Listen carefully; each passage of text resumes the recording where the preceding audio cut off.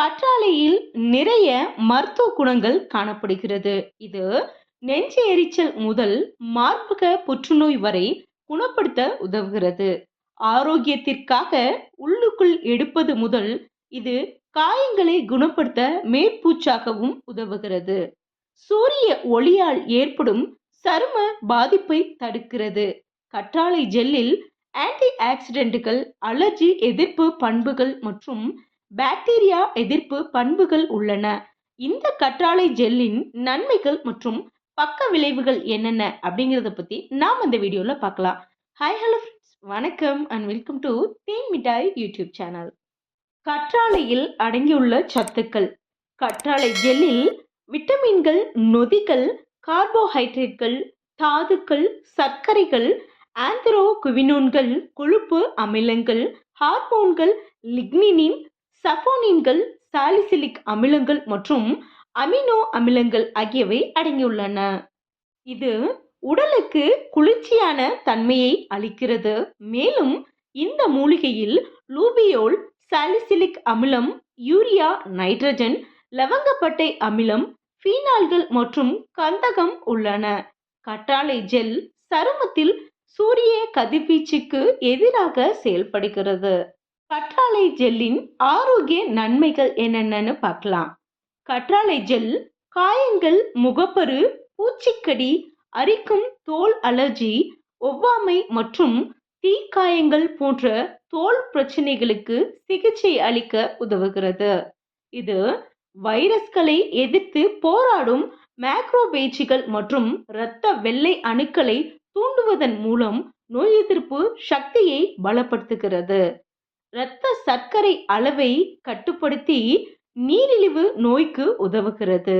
இது செரிமான அமைப்பின் செயல்பாட்டை மேம்படுத்துகிறது. இனப்பெருக்க அமைப்பு மற்றும் இரத்த ஓட்டத்திற்கு உதவுகிறது. மலச்சிக்கல், அலர்ஜி, குடல் நோய், டிஸ்பெசியா, வயிறு மற்றும் குடல் புண்களுக்கு சிகிச்சை அளிக்க உதவுகிறது. கொலஸ்ட்ரால் அளவை குறைத்து இதய செயல்பாட்டை மேம்படுத்துகிறது. சிறுநீரக கற்களை தடுக்கிறது. பாலியல் செயல்பாட்டை மேம்படுத்துகிறது. சருமத்தை ஈரப்பதத்துடன் வைத்திருக்க உதவுகிறது. முடி உதிர்வதை தடுக்கிறது. உச்சந்தலையில் ஈரப்பதத்தை தக்க வைத்துக் கொள்ள உதவுகிறது. மாதவிடாயை தூண்டி அண்ட விடுப்பை மேம்படுத்துகிறது. மற்றும் கற்றாழை ஒரு சிறந்த நச்சு நீக்கியாக செயல்படுகிறது. இது மூட்டுவலி, கண் நோய்கள், கட்டிகள், மண்ணீரல் விரிவாக்கம், கல்லீரல், வாந்தி, மூச்சுக்குழாய் அலர்ஜி, ஆஸ்மா, மஞ்சள் காமாலை போன்றவற்றிற்கு உதவுகிறது. இதை எப்படி பயன்படுத்தலாம் அப்படிங்கிறத பத்தி இனிமேல் நாம பார்க்கலாம். கற்றாழை ஜெல்லை உள்ளுக்கு மற்றும் வெளிப்புறத்திலும் என 2 நிலையிலும் பயன்படுத்தலாம். அதே போன்று மருந்து கடைகளில் கற்றாழை ஜெல் மாத்திரை வடிவில் கிடைக்கும். இதையும் நாம் எடுத்துக்கொள்ளலாம். கற்றாழை ஜெல் செரிமான அமைப்பில் உள்ள நச்சுக்களை நீக்க உதவுகிறது. இது குடல், சிறுநீரகம், பித்தப்பை மற்றும் கல்லீரல் செயல்பாட்டை மேம்படுத்துகிறது.